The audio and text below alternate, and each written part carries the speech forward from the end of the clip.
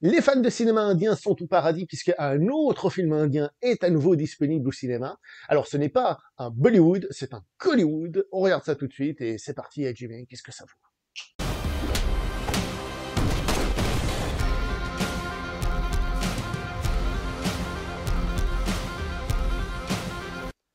Réalisé par Arun Mateswaran, réalisateur de Rocky, du Rocky indien en 2021, et qui nous livre ici son troisième film, Captain Miller, Killer, Captain Miller, comme ils disent à un moment donné dans le film, comme dit une des chansons. Captain Miller, qui est donc le premier film d'une trilogie. Il n'empêche que le film en lui-même a une fin plus ou moins fermée, hein, mais c'est le premier film d'une trilogie, ce qui veut dire que les personnages risquent d'évoluer encore, etc. Donc on est évidemment en train de parler d'un bout d'œuvre, même si on parle déjà du film en lui-même. Captain Miller, c'est un personnage qui a réellement existé. Mais ce n'est pas le personnage du film. Ça n'a rien à voir. C'est-à-dire que ce film n'est pas un biopic, c'est pas un film qui vous raconte la vraie histoire d'un personnage. De toute façon, en Inde, on imagine que la vraie va être prise de manière un peu large. Là, c'est clairement la fausse histoire d'un personnage, puisque ce n'est pas lui, ce n'est pas son bon prénom, ce n'est pas sa vie, etc. On va dire que ça s'en inspire. Le film, qu'est-ce que c'est? Eh ben, c'est un film d'action révolutionnaire, anti-colonialiste britannique. Tac, dans la gueule les roast beef, voilà, hein, ça c'est gratuit. Voilà ce qu'est le film. Pour vous le résumer avec des références occidentales, je vous dirais que le film est une espèce de mélange entre Spartacus et un western. En gros, c'est ça. En Inde, pendant la colonisation, en gros, c'est ça. Avec ça, vous avez une idée un petit peu de visuel. D'ailleurs, il y a quelques musiques qui font un petit peu western et une petite consonance western. Le film est interprété par Danush. Danush, c'est un acteur qu'on a pu voir en France hein, dans le Voyage du Fikir. Hein, donc le monsieur a fait un voyage pour venir faire un film chez nous, et là, on va le voir chez lui de manière un petit peu plus virulente. Je tiens à préciser une chose, le film est relativement violent, c'est-à-dire que quand il y aura des morts, des coups de feu, il y aura des impacts de balles, et il y aura de la violence, il y aura aussi de la violence sur des innocents, et le film a aussi un côté violent sur comment dire ça, un peu moral, c'est-à-dire que les gens qui se rendent ou qui sont désarmés, on les abat dans le film. Hein. On fait pas de cadeaux, on fait pas de prisonniers ni rien du tout. Précisons quand même que ces prisonniers et tout ça sont souvent des connards, hein, même quand ils sont prisonniers, donc voilà. Mais le film, c'est vrai que quand tu prends un peu de recul, tu te dis, ah oui, moralement, voilà, la Convention de Genève, c'est pas vraiment la question. Je vous ai dit que c'est un film d'action qui, sur la fin, va même partir presque sur le film de guerre. Et c'est intéressant. Au niveau du type de cinéma d'action, bon, bah, c'est un peu ce qu'on a en Inde, hein, c'est-à-dire c'est pas comment dire ça, on va pas se mentir, c'est pas une belle vraie mise en scène de film d'action, mais c'est quand même dynamique avec ces caméras qui bougent, et on prend quand même notre pied, parce que le but de ce cinéma, c'est vraiment l'iconisation qui ressort encore et toujours, hein. On a des plans iconiques de partout pour mettre en avant ces acteurs, ces personnages. Il y en a beaucoup, bien qu'au début, peut-être un petit peu moins. D'ailleurs, je vais déjà vous dire, le début, j'ai un tout petit peu de peine à rentrer dedans, avec cette dame qui parle. Au début, tu sais pas trop, enfin, il faut raccrocher un petit peu les wagons, qui, quoi, comment. À partir du moment où il arrive à l'armée, ce qui est relativement au début du film, eh ben, c'est parti pour 2h40, plus ou moins de boucherie. On va dire, on va pas se mentir. Voilà. Je crois que le film fait un peu moins de 2h40, mais en gros, vous avez compris l'idée, quoi. Ça va y aller, hein, ça va y aller sec, hein. D'ailleurs, ça enchaîne les scènes de massacre, de baston et tout ça. Et, et puis voilà, évidemment, avec du patriotisme, mais un patriotisme différent, parce que tous les Indiens ne sont pas gentils, clairement pas, il y en a, c'est des vrais, hein, mais tous les Anglais sont les méchants pour le moment, en tout cas. Je reviens vite fait sur ce que j'ai dit sur la morale du film, ça fait partie du thème du film, puisque c'est la transformation d'un mec qui a des idées au départ, hein, des idéaux, qui pense à des choses, et qui va peu à peu se transformer en monstre, d'une certaine manière, même si c'est un monstre positif dans le film, il va peu à peu s'extrémiser. Donc pour ça que je dis aussi qu'on parle que d'un film, peut-être que la saga sur les 3 films, ça va donner autre chose, etc., etc. Voilà, voilà. Le film fait aussi des références à un folklore local que je ne connais pas. Hein. J'ai essayé de regarder. Dans les sous-titres, ils appellent une divinité qui s'appelle Koranar, Koranar, c'est le gars qui sait plus où il en est, oui, Koranar, c'est ça, Koranar. J'ai essayé de regarder, j'ai pas trouvé, est-ce que ce serait, je sais pas, moi, une espèce de dieu de la destruction, je sais pas. Ils disent un ou deux trucs dans le film, mais j'ai pas les détails. C'est là où on voit que, quand nous, on regarde un film, on le regarde quand même toujours depuis une autre position. On peut connaître certains trucs, hein, qui me rapproche, mais à moins de connaître à 100%, on le regarde toujours de notre point de vue. Et là n'est pas la question de est-ce qu'on le regarde avec le bon point de vue ou pas, ça on s'en fout.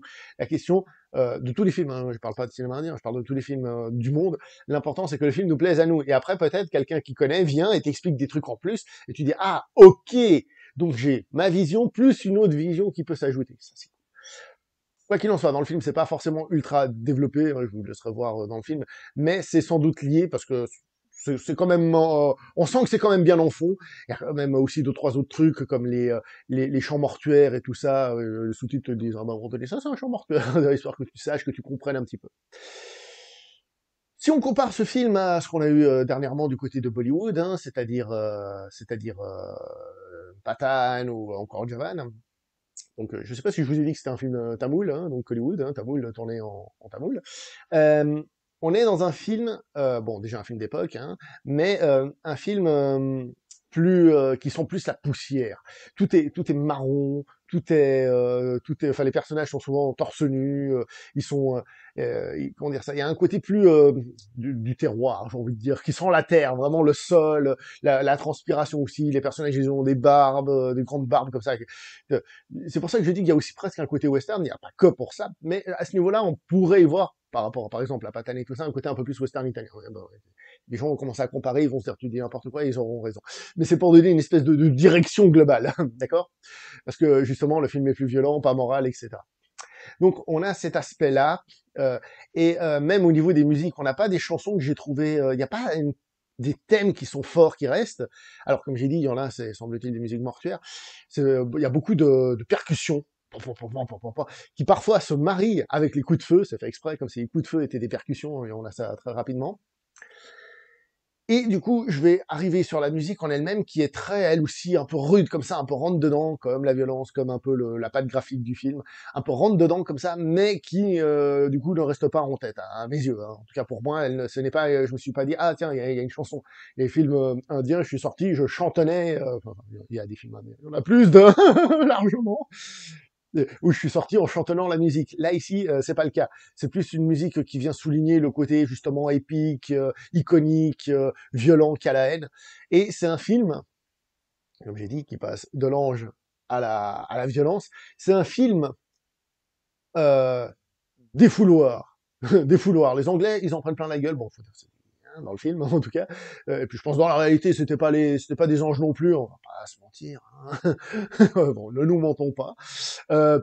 Ça y va franco, franchement ça y va. Hein.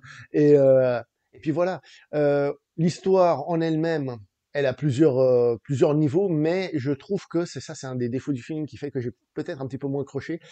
Je l'ai trouvé, ça va être un petit peu rigolo, trop linéaire. Alors non pas linéaire dans son histoire parce qu'on a quelques flashbacks, mais avec un tempo qui est trop posé, même si très bien, mais je veux dire, il y a peut-être trop de scènes de massacres qui s'enchaînent, c'est pour ça que je dis 2h40 de boucherie, qui s'enchaînent, et du coup, à partir du moment où le film se lance, eh ben, je trouve qu'il n'arrive pas à faire des changements, à des variations qui soient assez marquantes pour arriver au bout.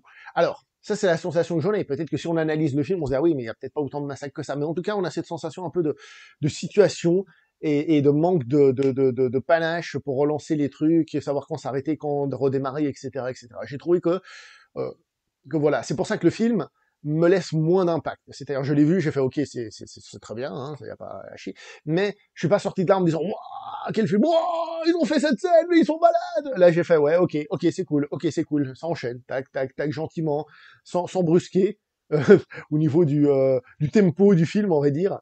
Mais, comme j'ai dit, toutes les qualités, la violence et tout ça, ça est ce qui doit provoquer cette sensation, qui m'a pas spécialement provoqué cette sensation. Je l'ai vu, j'ai fait c'est cool, c'est une caractéristique. Moi j'aime bien la violence au cinéma, hein. Donc donc très bien. Mais le film manque un peu de cette puissance pour relancer, pour faire quelque chose, pour te surprendre, etc. Il est un petit peu trop sur le même rythme, j'ai trouvé. Il y a un petit truc qui cloche à ce niveau-là. Il n'empêche que les fans de cinéma indien, vous allez aller le voir, vous allez kiffer. Et puis pour les autres, c'est peut-être pas le meilleur film à mes yeux, que pour vous ce le sera, mais ça reste toujours quelque chose d'intéressant. Et si vous n'aimez pas justement l'aspect trop musical, l'aspect trop coloré généralement du cinéma indien, ou c'est peut-être ce qui vous a fait peur alors de vous lancer, eh ben peut-être que ce film est au contraire très bien pour vous. Et peut-être qu'il faudrait vous lancer avec ce film qui va peut-être vous dire autre chose. Comme j'ai dit, Spartacus dans le western, grosso modo, à l'époque de la colonisation britannique en Inde. Voilà, voilà. C'est Captain Miller. D'ailleurs, vous apprendrez dans le film pourquoi on l'appelle Captain Miller, parce que ça vient pas de nulle part. Et voilà. Enjoy. Voilà. Il y a pas autre chose à dire à part, oui, évidemment, le like, le partage, tout ça. Allez, ciao tout le monde.